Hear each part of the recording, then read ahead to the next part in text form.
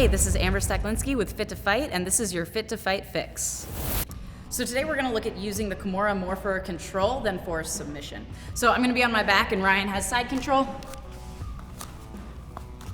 And if I'm able to get my position early and build this frame and kind of catch this arm, I'm going to look to start getting my Kimura control.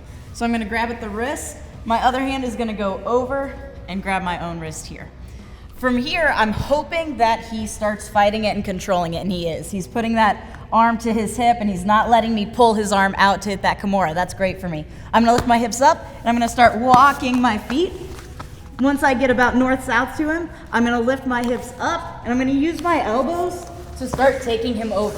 The whole time, keeping a hold of that lock. So I'm using this Kimura more for control than for the actual submission. But I'll still hang on to it here, and if I can end up finishing from this position, I will.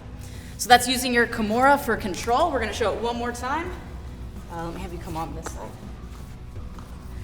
So I end up in side control, but I'm able to control this arm so it doesn't get completely underneath my head. I'm going to look to find the wrist, reach over, grab my own. If he doesn't start fighting, I might be able to finish, but he's going to look to reach inside or grab his clothing. I'm going to keep my grip, lift up to buy me some space, walk my feet. Once I get to this north-south position, I'm going to hip up, and I'm going to use my elbows to control his body and lift him up over to where he can't base anymore because I had that control. That's your Kimura control. Have fun with it.